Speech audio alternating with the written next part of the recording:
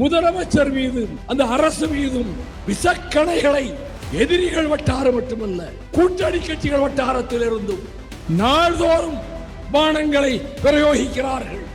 திமுக ஆட்சி இருந்த போது உங்கள் பானங்கள் எங்கே போயிற்று? நம்ம தயவுல தானே ஆட்சி நடத்தணும் விஜய். எந்த நேரம் கவுக்கலாம் இல்ல.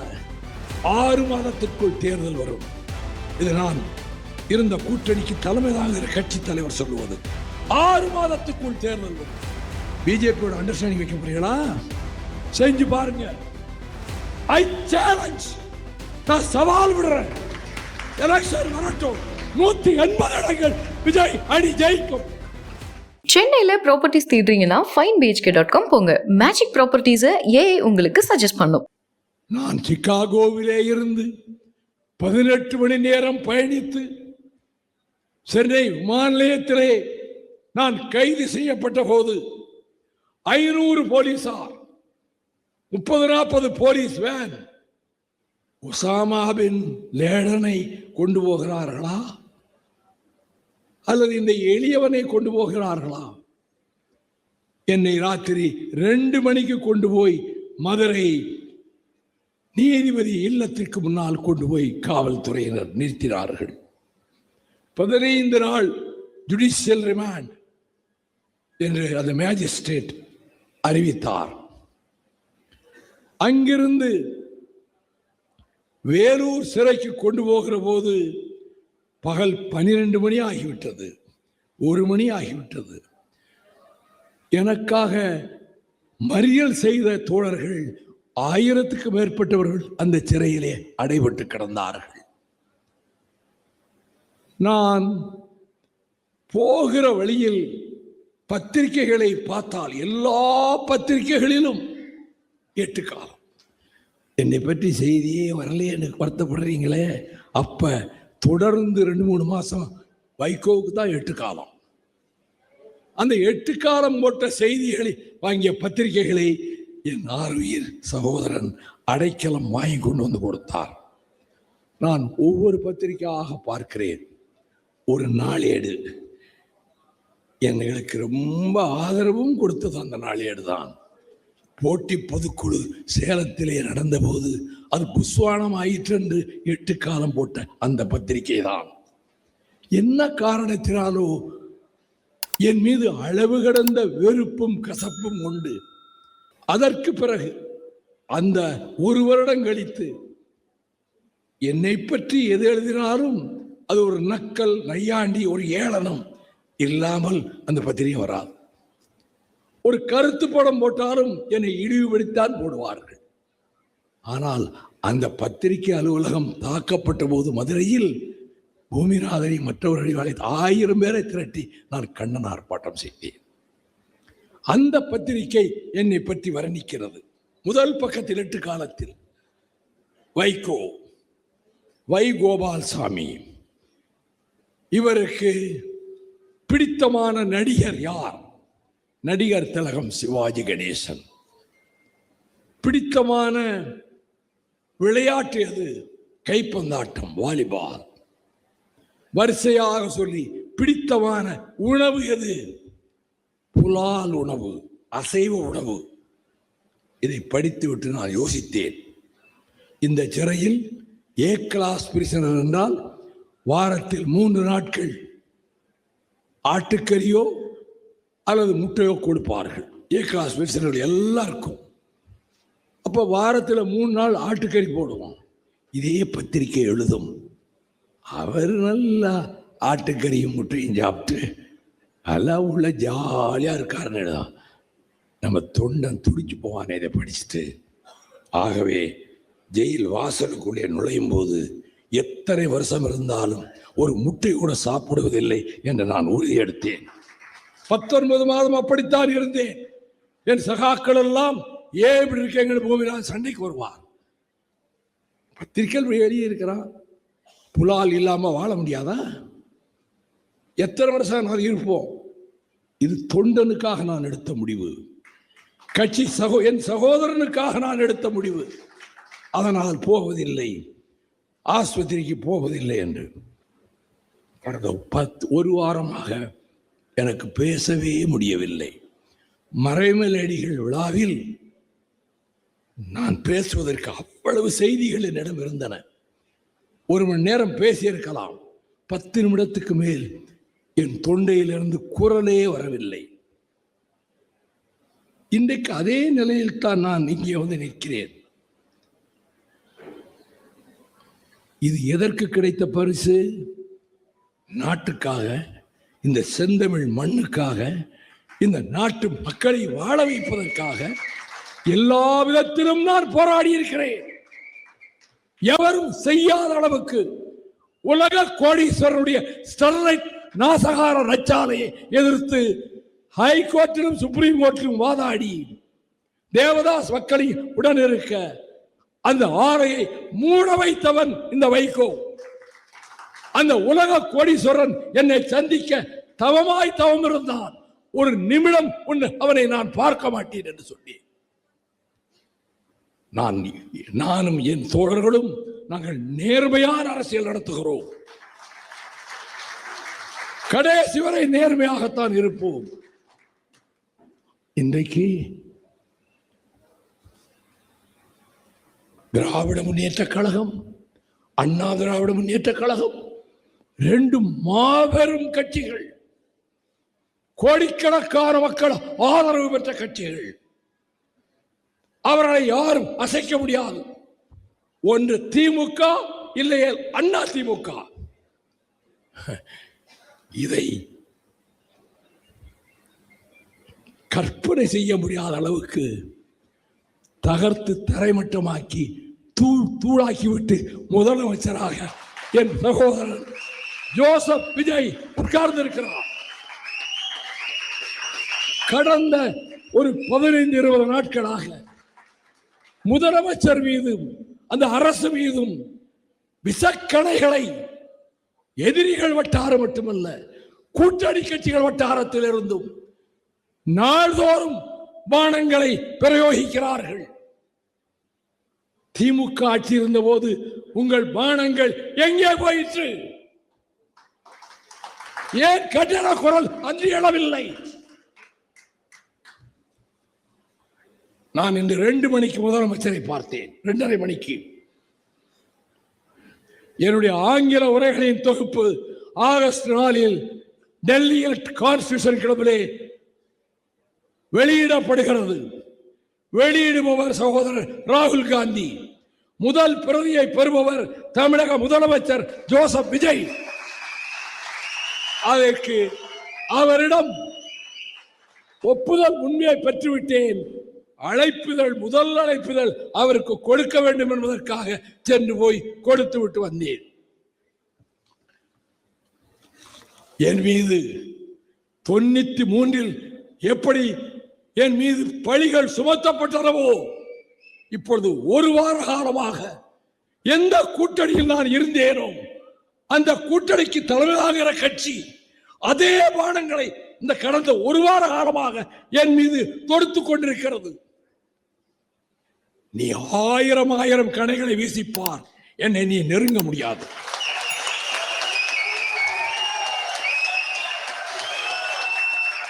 இது எத்தனையோ விச அம்புகளை தாங்கி வைரம் வாய்ந்த நெஞ்சு, எதையும் தாங்கும் இதயம் வேண்டும் என்றார் பேரறிஞர் அண்ணா. அந்த இதயத்தை கொண்டவன் இந்த வைகோ. அபாண்டமான பொய்களை கற்பனையாக புனைந்து என் மீது முன்பும் சோற்றினார்கள். 32 ஆண்டுகளுக்கு முன்பு எந்த கட்சிக்காக என் உயிரை கொடுக்க சித்தமாக இருந்தேனோ, எந்த தலைவனுக்காக என் ஜீவனை கொடுக்க தயாராக இருந்தேனோ, 29 முறை சிறை சென்றேனோ, இரவும் பகலும் என் வீட்டில் என் பிள்ளைகளின் மனதை பேச்சை நான் கேட்டதில்லை. மாதத்தில் 1 நாள் வீட்டில் தங்குவேன். நான் நேசித்து சேர்ந்த திராவிட முன்னேற்ற கழகத்தை மக்கள் மன்றத்தில் உயர்த்துவதற்காக என் சக்திக்கு மீறி நான் உழைத்தேன். 1993 செப்டம்பர் 23 காரைக்குடியில் அண்ணா விழாவில் பேச நான் ரயிலில் உட்கார்ந்திருக்கிறேன். திமுக கழகத்தின் முன்னணி பேச்சாளர்கள் ஒருவர் பதட்டத்தோடு வந்தார். அண்ணே, கோயம்புத்தூர் டூர்ல உங்களை பத்தி சிறுமுகை கூட்டத்தில் நான் ரொம்ப பாராட்டி பேசினேன். கூப்பிட்டாரு. என்னடா நினைச்சுக்கிட்டு இருக்கிறேன்? ஏதோ உச்சி மேல வச்சு தூக்கி வச்சு பேசினியாமே. 10 நாள்ல பார், அதிர்ச்சி தரத்தக்க தகவல் வரும், அதிர்ச்சி தரத்தக்க செய்தி வரும். 10 நாள் கழித்துத்தான் நீ அதை உணர்வாய் என்று சொன்னாரு. எனக்கு ஒன்றும் புரியலை அப்படின்னார். எனக்கும் ஒன்றும் புரியலப்பா. 10 நாள்ல என்ன செய்தி வரப்போகுது? 23ஆம் தேதி நான் ரயிலில் கேட்குறேன். அதன் பிறகு நடந்தால வேடிக்கை சிக்கிரி கெஸ்ட் ஹவுஸில் தங்கினேன். நீராக குளிக்க போய் வாஷ் பேசினில் காலை வச்சேன். அந்த செராமிக் உடைஞ்சி என் வலது கால் பெருவிரல் நரம்பு துண்டிக்கப்பட்டு விட்டது. ரத்தம் கொட்ட கொட்ட பேசினேன் காரைக்குடியிலே. அங்கிருந்து போய்விட்டு வருகிறேன். தொண்டையிலே கட்டி, அது புற்றுநோய் கட்டியாக இருக்காது, இருந்தாலும் உடனே அறுவை சிகிச்சை செய்ய டாக்டர் சொன்னார். KKR பழனியிலே இடைத்தேர்தல், ராணிப்பேட்டையிலே இடைத்தேர்தல், நாங்கள் எல்லாம் பிரச்சாரத்துக்கு போகணும். டாக்டர், நான் உடனே வர முடியாது, 18ஆம் தேதி நான் வந்துடுறேன். நான் பிரச்சாரத்துக்காக போறேன். எந்த கூட்டத்திலும் நான் பேச அனுமதிக்கப்படவில்லை. கூனி குறுகி இந்த கருப்பு துண்டை பார்த்தால் திமுக தோழர்கள் இன்றைக்கு அங்கே இருக்கிறதா ஒரே ஆரவாரம் பண்றாங்க. இதை சுருட்டி மடக்கி வேன்ல ஒரு மூலையில் வச்சு நான் ஒரு மூலையில் உட்கார்ந்து கொண்டேன். ஆனால் என் மீது பின்னர் என்ன குற்றச்சாட்டு? தேர்தல் பிரச்சாரத்துக்கே தேர்தல் பணி செயலாளர் வரவில்லை. 1.5 பக்க குற்றச்சாட்டில் இது பிரதான குற்றச்சாட்டு. ராணிப்பேட்டைக்கு வந்தேன், வேட்பாளர் என்னை பார்க்கவில்லை, பேசுறது அவசியம் இல்லை. 18 இடங்களில் பேசினேன். பேசிவிட்டு அண்ணா பிறந்த நாள் என்று ஈரோட்டுக்கு சென்றேன். தலைவர் அவர்களை பார்த்தேன். நான் கூட்டம் பேசுறதுக்கு முன்னாடி பேச ஊர்களுக்கெல்லாம் போய் நீங்க முன்னாடியே பிரச்சாரம் பண்ணிட்டு போங்கன்ட்டாரு. நான் ஒரு 7 ஊரில் பேசிட்டு காங்கேயத்தில் வந்து மேடையில் நிற்கிறேன். கார் சத்தம் கேட்கிறது, கான்வாய் வருகிறது. உடனே அடிவயிற்றிலிருந்து அந்த தலைவர் பெயரை, பட்ட பெயரை சொல்லி வாழ்க வாழ்க என்று முழக்கமிட்டுக் கொண்டே இருந்தேன். பேச்சை நிறுத்தினேன். நீ தொடர்ந்து பேசு என்று தலைவர் சொல்லவில்லை. திரும்பி பார்த்தேன். ஒரு 8-9 பேர் வரிசையாக உட்கார்ந்திருக்கிறார்கள். ஒரு நாற்காலி கூட காலியாக இல்லை. யாரும் எழ தயாராக இல்லை. 2வது வரிசையை பார்த்தேன். அதிலே ஒரு 9 பேர் உட்கார்ந்திருக்கிறார்கள். எந்த நாற்காலியும் இல்லை. 3வது வரிசையை பார்த்தேன். எந்த நாற்காலியும் இல்லை. 4வது வரிசையில் கோவை MP மோகன், அண்ணே இங்க வாங்க அண்ணே, ஒரு நாற்காலி சேர் இருக்கு. நான் போய் உட்கார்ந்தேன். வேட்பாளர் எல்லா பெயர்களையும் சொன்னார், என் பெயரை சொல்லவில்லை. கணேசமூர்த்தி ஒருவர் தான் என் பெயரை சொன்னார். நான் நேசித்து பூஜித்த தலைவர் பெயர்களை, எல்லா பெயர்களையும் விழித்தார். அந்த கூட்டத்தில் என் பெயரை விழிக்கவில்லை. கூட்டத்திலிருந்து கூச்சல் போட ஆரம்பித்தார்கள் காங்கேயத்தில். நான் மனம் உடைந்தவனாக இறங்கி அவர் முஞ்சனூர் தலைவர் பண்ணைக்கு போய்விட்டேன். வீரபாண்டி ஆறுமுகம் என்னை அழைத்தார். நான் 10 கூட்டம் ஏற்பாடு பண்ணியிருக்கேன், நாளைக்கு வந்து பேசிட்டு போகின்றார். சரி, நீங்க சொன்னா மறுக்க முடியாது என்று போய் 10 கூட்டங்கள் பேசிவிட்டு வந்து நான் குறிப்பிட்ட நாள் அதிகாலையில் ஆஸ்பத்திரியில் போய் சேர்ந்த 18ஆம் தேதி. திவான் ஒருவர் மட்டும்தான் கூட இருந்தார். எனக்கு மயக்க குளோரோஃபார்ம் கொடுக்கணும் இல்லையா, குளோரோஃபார்ம் ஊசி போட்டாங்க. என்ன சொன்னாங்க 15 வரைக்கும் என்ன. எனக்கு அதுக்கு பிறகு எனக்கு ஒன்றும் தெரியல, மயங்கிட்டேன். சர்ஜரி முடிச்சு என்னை கொண்டு போய் ரூம்ல பெட்ல போட்டிருக்காங்க. பெட்ல கொஞ்சம் நினைவு வருது. டாக்டர் ராமலிங்கம் பக்கத்தில் நிற்கிறார். நான் ஒரு தப்பும் செய்யலையண்ணா, நான் ஒரு துரோகம்னு நினைக்கலன்னா, உங்களுக்காக நான் உயிரே கொடுப்பேன்னா, ஏன்னே நீங்க சந்தேகப்படுறீங்க? இத்தனையும் அரை மயக்கத்தில் நான் சொன்னவை. இந்த சூழ்நிலையில் தான் திராவிட முன்னேற்ற கழகத்திலிருந்து உன்னை ஏன் நீக்கக்கூடாது என்று கேள்வி வந்தது. நான் சரி, வீட்டில் இருந்தால் வீரபாண்டி ஆறுமுகம் அழைத்து கொண்டு போக முயற்சிக்கிறார். இன்னொரு தடவை மன்னிப்பு கேட்டு அதை 8 காலத்திலே முரசொலியில போட்டு நம்மை நேசிக்கிற தொண்டெல்லாம் இவருக்கு இதே வேலையா போச்சு. வேற போய் மன்னிப்பு கேட்பாரு, இவரை போய் நம்ம ஆதரிக்கணும்னு நினைப்பான். அதனால நான் போகலை. அதனால அப்போ அந்த வீட்டுக்கு முன்னாடி வந்து ரத்தத்தில் கையெழுத்திட்டு எனக்கு கடிதம் அனுப்பிய நொச்சிப்பட்டி தண்டபாணி தீக்குளித்து குருநாதன் ஆஸ்பத்திரி தூக்கிட்டு போய் 1 மணி நேரம் கழிச்சு செத்து போயிட்டான், இறந்துட்டான் அப்படின்னா. நான் காலையில் போனேன், முகம் கருகலை, படுவாய் போய் இப்படி செஞ்சுட்டானே. அவனை கொண்டு போய் அரவாக்குறிச்சி மயானத்தில் சுடுகாட்டில் சிறையில் பாடியை வச்சுட்டு நான் எல்லாருக்கும் சொல்லியிருந்தேன், பொன்முத்துராமனிங்க எல்லாருக்கும் ஒரு மைக் 10 டியூப் லைட் ஏற்பாடு பண்ணுங்க, அந்த மயானத்துக்கு பக்கத்தில் ஏற்பாடு பண்ணியிருந்தாங்க. அன்றுதான் முதலாக மனம் திறந்து 2.25 மணி நேரம் பேசினேன். பேசிவிட்டு திருச்சி ஃபிமினா ஹோட்டலுக்கு போகிறேன். காலை இந்தியன் எக்ஸ்பிரஸ் பத்திரிகை மறுநாள் வருகிறது. The erasure of Mark Antony in Julius Caesar was reflected in yesterday Vico speech. Mark Antony பேசியதை போல இவன் இந்த சுடுகாட்டிலே பேசினான் என்று கட்டங்கட்டி போட்டிருந்தது. உங்க இடிமலை உதயன் தீ குடிச்சிட்டான். நான் ஓடினேன் தஞ்சாவூர் ஆஸ்பத்திரிக்கு. அண்ணன் வருவாரான்னு கேட்டு 5 நிமிஷத்துக்கு முன்னாடி தானே செத்து போயிட்டான். விழுப்புராங்குறிச்சிக்கு அந்த உடலை தூக்கி கொண்டு போன மன்னச்செல்வூர் நடராஜன், மலர்மன்னன், ஷேக் முகமது எல்லாம் வந்தாங்க. அங்க சுடுகாட்டுக்கு பக்கத்தில் பேசுறேன். நான் உங்களுக்காக உயிரை கொடுக்க சித்தமாக இருப்பவன். உங்கள் உயிரை காப்பாற்ற உங்கள் மூத்த மகன் வருவாரா, நடுவுள்ள மகன் வருவாரா, இளைய மகன் வருவாரா, இந்த வைகோ வருவான் உயிரை கொடுக்க. இது இடிமலை உதயன் சிலையை வைத்துவிட்டு பேசியது.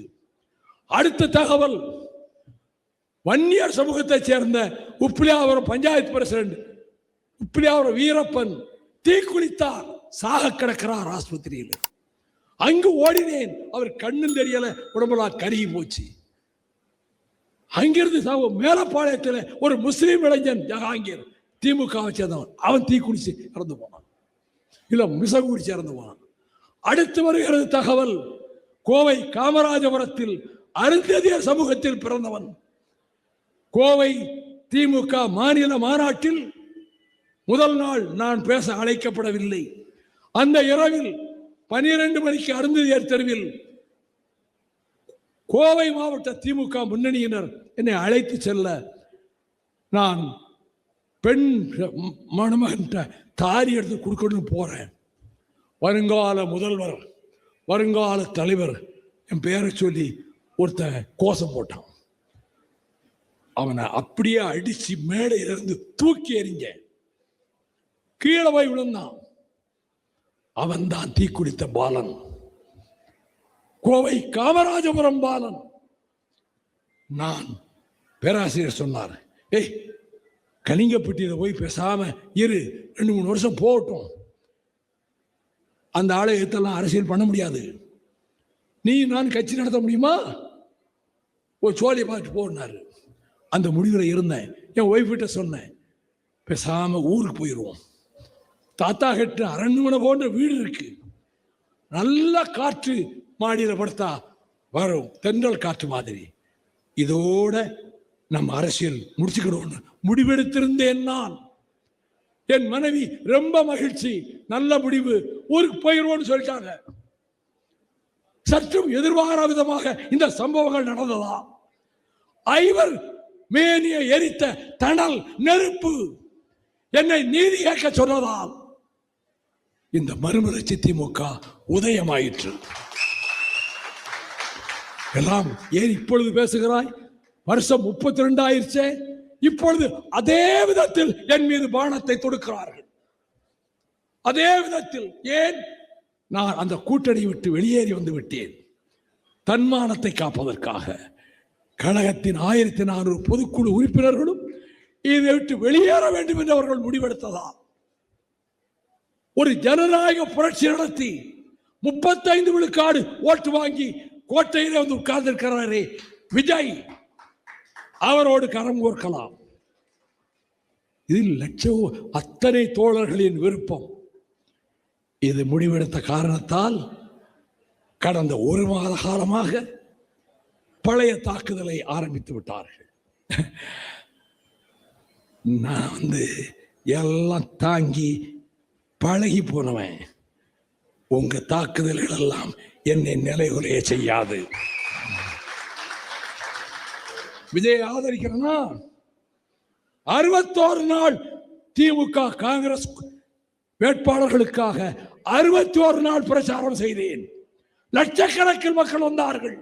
40க்கு 40 எம்பிக்கள் அந்த கூட்டணியிலே ஜெயித்தார்கள். இந்து பத்திரிகை கட்டம் போட்டு எழுதியது. இந்த மாபெரும் வெற்றிக்கு காரணம் வைகோஸ் கேம்பெயின், வைகோவின் பிரச்சாரம். அப்படி பேச சென்றவன் தான் மாமா கோதர் மைதீனுடைய அவருடைய ஆதரித்து பேச சென்றேன். இப்பொழுது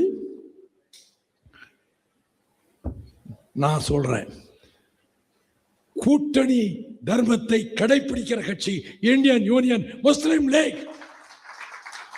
கூட்டணின்னு வந்துட்டாங்கல்ல, ஒரு வார்த்தை விஜய் அரசை பற்றியோ அது அமைச்சரவை பற்றியோ ஒரு விமர்சனம் உண்டா? கிடையாது. விமர்சிக்க விரும்புகிறீர்களா? அமைச்சர்களை கூப்பிட்டு சொல்லுங்க. முதலமைச்சரை வேற பார்த்து அவர்கிட்ட சொல்லுங்க. ஏன் பிரஸை பார்க்குறீங்க? ஏன் ஸ்டேட்மெண்ட் இஷ்யூ பண்றீங்க? ஏன் டிவியை பார்க்குறீங்க? நான் பெயர்களை சொல்ல விரும்பவில்லை. கட்சிகள் தினந்தோறும் ஒரு விமர்சனம். நம்ம தயவுல தானே ஆட்சி நடத்தணும். விஜய் எந்த நேரம் கவுக்கலாம் இல்லை. 6 மாதத்திற்குள் தேர்தல் வரும். இது நான் இருந்த கூட்டணிக்கு தலைமை தாங்குகிற கட்சி தலைவர் சொல்லுவது. 6 மாதத்துக்குள் தேர்தல் வரும். என்ன திட்டம்? என்ன ரகசிய உறவு? நான் பிஜேபியை ஒரு காலத்தில் வாஜ்பாய் என்னை சுவீகார புத்திரன் என்றார். ஆனால் அந்த பிஜேபி நச்சு கரங்களோடு இங்கே நுழைய திராவிட இயக்கத்தின் வார்ப்பாகிய வைகோ விடமாட்டான். இந்துத்துவ சக்திகளை, நாசகார பாசிச சக்திகளை, பிஜேபி சக்திகளை இந்த திராவிட பூமியில் உள்ளே விடமாட்டோம் என்று முடிவெடுத்து திமுகவோடு கூட்டு வைத்தேன். இதான் காரணம். நாங்கள் நிந்திக்கப்பட்டோம், அவமதிக்கப்பட்டோம். 4 சீட்டுக்கு மேல கேட்டீங்க, வராதீங்க. இதான் 4. இதை கேட்டுட்டு போங்க. பேச்சுவார்த்தைக்கு போன ஆடிட்டர் சொன்னாங்க. அதுவும் எங்க சின்னத்தில் நிக்கணும்? ஒரு தொகுதியிலாவது தனி சின்னத்தில் நிக்கிறோமே. 7 மந்திரிகள் என் வீட்டுக்கு படையெடுத்து வந்தார்கள். அந்த ஒரு தொகுதியிலையும் உதயசூரியன் தான் நிக்கணும். காலையில் 6 மணிலிருந்து மத்தியானம் 1 மணி வரைக்கும் நான் ரொம்ப மனசு உடைஞ்சு போய், உங்க இஷ்டப்படியே செய்யுங்க, உதயசூரியன்லேயே அவர் நிக்கட்டும் அப்படின்னு சொல்லிட்டேன். ஆகவே இந்த மனக்காயங்களோடு வந்தோம். வாழ்க்கையில் 2 தவறுகளை செய்தேன் போட்டதை இன்னைக்கு எல்லா பேப்பரையும் போட்டிருக்கிறான். அண்ணா திமுகவோடு கூட்டு சேர எனக்கு துளியும் விருப்பம் கிடையாது. திருச்சி திமுக மாநாட்டுக்கு போக பேச்சை தயார் செய்து பெட்டியை தயாரித்து விட்டேன். ஆனால் கட்சியின் தலைவர்கள், அவை தலைவர், பொருளாளர், துணை பொதுச் செயலாளர்கள், முன்னாள் நாடாளுமன்ற உறுப்பினர், முன்னாள் தொழிற்சங்க தலைவர், அவர் இப்ப விட்டு போயிட்டார். இவங்க எல்லாம் என்னை சுத்தி உட்கார்ந்துக்கிட்டாங்க. என்னை சாப்பிட விடல. 25 சீட் நம்ம ஜெயிக்கலாம், 45 சீட்டு கொடுப்பாங்க. திமுக 1 சீட்டு கூட ஜெயிக்க முடியாது. இப்படி ஒரு சந்தர்ப்பம் திரும்ப கதவை தட்டாது. இப்ப 25 எம்எல்ஏ ஜெயிச்சா கட்சிக்கு உயிர் வந்துடும். நீங்க உங்க பிடிவாதத்தை மாற்றுங்க. நான் ஒரு தலைவனுக்குரிய தகுதியை பெற்றவன் அல்ல. தலைவன் என்றால் இந்த நிர்பந்தங்களுக்கு இணங்கி விட்டுறா கூடாது. நம்ம எடுக்கிற முடிவுதான் இருக்கணும். அவன் தான் லீடர். நான் அந்த லீடர்ஷிப் குவாலிட்டி என்கிட்ட இல்லை. எல்லாரும் சுத்தி வளைச்சு கண்டிப்பா அதிமுக போகணும் போது சரி உங்க இஷ்டப்படி செய்யுங்க என்ன. அதனால் என்ன ஆயிற்று? என் நம்பகத்தன்மை தூள் தூளானது. My credibility was destroyed like a dust. தூசி புழுதி காற்று மாதிரி ஆச்சு என்னுடைய நம்பகத்தன்மை. I lost my credibility. அதற்கு பிறகு 1000 கோடி வாங்கிவிட்டான், 1500 கோடி வாங்கிவிட்டான். கூசாமல் சொன்னார்கள், சல்லி காசை இந்த கையில் தொட்டது கிடையாது.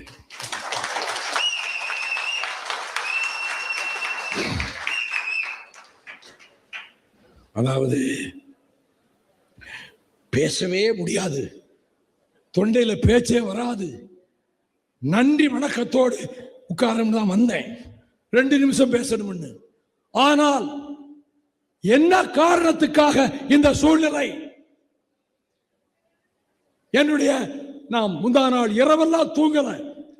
அதற்கு 2 நாளைக்கு முன்னாடி வந்த முரசொலியில் 93 நடந்த ஒரு சம்பவத்தை சொல்லி 9 93 அதில் ஒரு 7 16 வருஷத்துக்கு பிறகு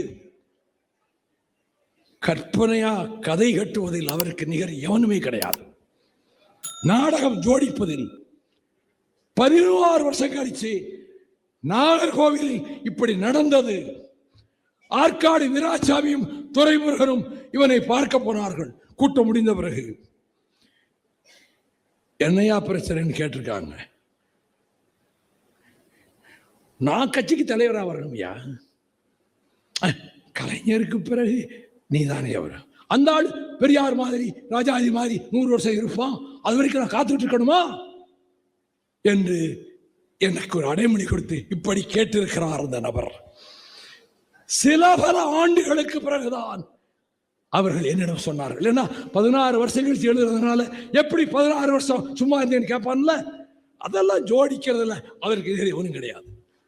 சில பல ஆண்டுகளுக்கு பின்பு அந்த இருவரும் வந்து இப்படி அந்த ராத்திரியில் வைகோ கேட்டான். என் தாயறிய சொல்லுகிறேன், அப்படி ஒரு வார்த்தை என் வாயிலிருந்து வந்ததே கிடையாது. மறுநாள் தூத்துக்குடியிலே கூட்டம், நான் மனம் திறந்து பேசினேன். 5 1 பெற்றான், 5 1 தாவி அந்த பாடலை முழுக்க சொல்லி அந்த வாயு மைந்தன் அனுமன் என் மார்பை பிளந்து பாருங்கள், அங்கே ராமன் இருக்கிறான் என்று சொன்னான். கழக தோழர்களே, என் மார்பை பிளந்து பாருங்கள், என் நெஞ்சை பிளந்து பாருங்கள், அங்கே என் தலைவர் கலைஞர் தான் இருக்கிறார் என்று பேசினேன். அடுத்து பேச வந்த தலைவர் இங்கே ரொம்ப உணர்ச்சி வசப்பட்டு பேசினாரே, இதை 3 மாசம் முன்னாடியே பேசியிருக்கலாமே என்று கேலியும் கிண்டலுமாக பேசினார். 3 மாதத்துக்கு முன்பு அருப்புக்கோட்டையில் அதே பேச்சை நான் பேசியிருக்கிறேன். இந்த சூழ்நிலையில் தான் வேறு வழி இல்லாமல் கட்சியை தொடங்க வேண்டி வந்தது. எவ்வளவு பழி சொற்கள்! கொலைகாரன் என்ற பழி, கோடிகளை குவித்து விட்டான் என்ற ஒரு பழி. நீங்கள் அண்ணாவை போல் நேர்மை ஆட்சி நடத்தினீங்களா?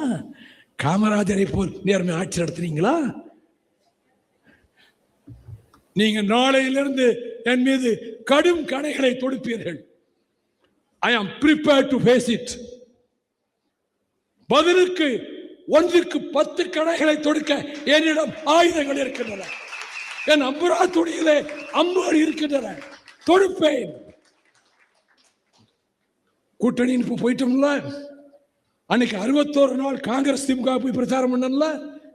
இப்போது சகோதரர் விஜயோடு உடன்பாடு வைத்திருக்கிறோம்.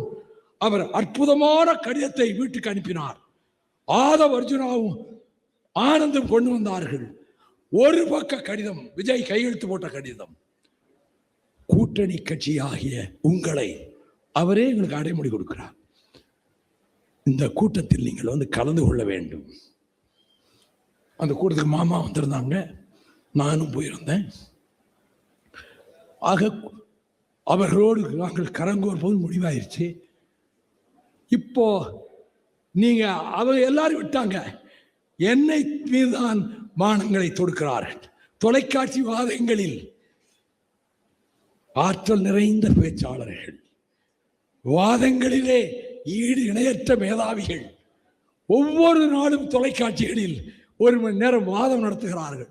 இந்த 3 வருஷ காலத்தில் என்றைக்காவது ஒரு வாதத்தில் தமிழ்நாட்டில் இத்தனை சாதனைகளுக்கும் பாடுபட்டு பெற்றுக் கொடுத்தார் ஒரு வார்த்தை யாராவது ஒருவர் பேசியதுண்டா? ஆனால் கேளை, கிண்டல், ஏளனம், பரிகாசம், அதை பற்றி கவலைப்படல நான்.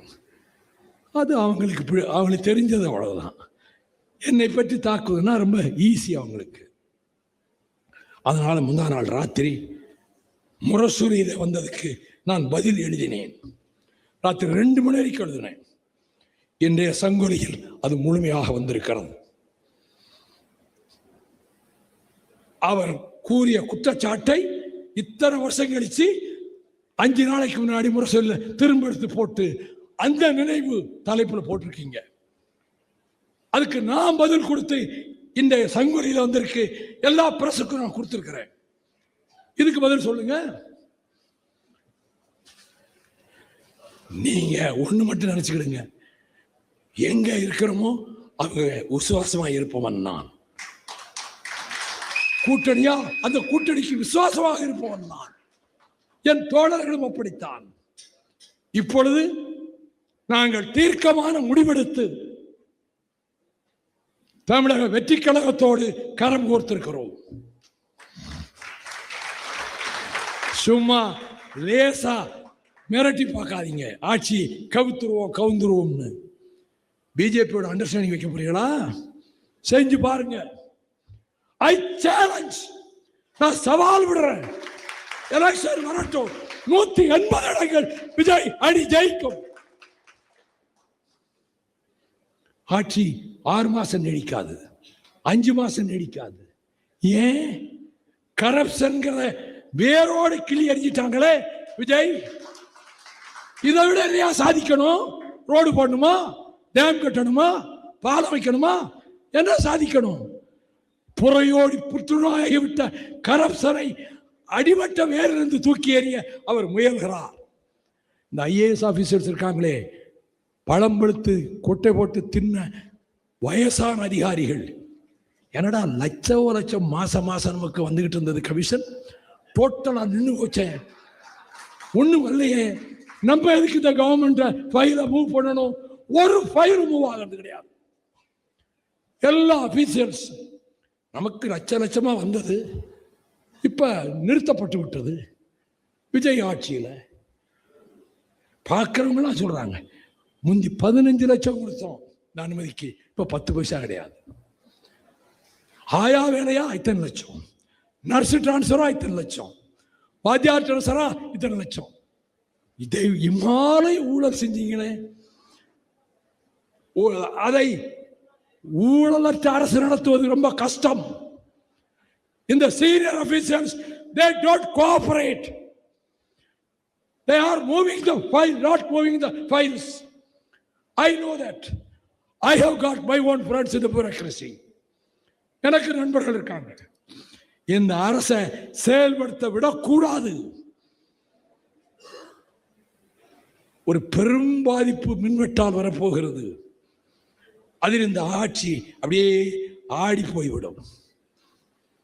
உங்க கட்சியில் நிறைய பேர் அதில் இருக்காங்க இல்லையா, அந்த துறையில். நீங்களே எல்லாம் பிரச்சனைகளை உருவாக்குவீங்க, போராட்டங்களை கிளர்ச்சிகளை நடத்துவீங்க, கேள்விகளை தொடுப்பீங்க, சிபிஐ விசாரணை கேட்பீங்க. இதெல்லாம் செஞ்சு ஒரு நேர்மையை நிலைநாட்ட முயல்கிற ஒரு ஆட்சியை தூக்கி நினைக்கிறீங்க. நேர்மைக்காகவே அரசியல் நடத்துகிற நானும் எங்கள் இயக்கமும் அப்படி ஒரு ஆபத்து சூடுமானால் அதை தடுப்பதற்கு நாங்கள் முதல் ஆளாக வந்து நிற்போம்.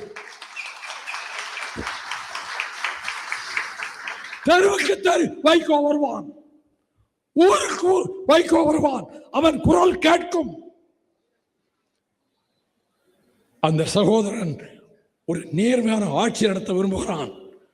அந்த ஆட்சியை நடத்துவதை அலங்கோலப்படுத்திவிட்டு வீழ்த்த முயற்சி செய்கிறார்கள். நாம் பிறந்த பொன்னாடு தமிழ்நாடு. இந்த தமிழ்நாட்டின் பொது வாழ்வை பாதுகாக்க வேண்டிய கடமை என கொண்டு 62 வருடம் ஆயிற்று நான் அரசியலுக்கு வந்து. 5½ வருடம் நான் ஜெயிலில் இருந்திருக்கிறேன். 6500 கிலோமீட்டர் நான் நடந்திருக்கிறேன். இப்ப எங்க கடமை என்ன? எங்களை மதித்து, எங்களுக்கு மரியாதை கொடுத்து, ஆட்சிபீடத்திலே இருப்பவரும் அவர் சகாக்களும் மறுமலர்ச்சி திமுகவை மதிக்கிறார்கள், நேயத்தோடும் மரியாதையோடும் நடத்துகிறார்கள்.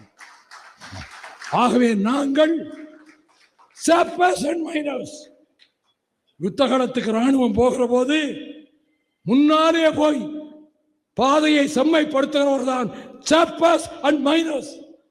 MDMK will behave like suppers and minors. என் கையில் இருப்பது 1957 ஜனவரி 25 வெளியான சங்கொலி.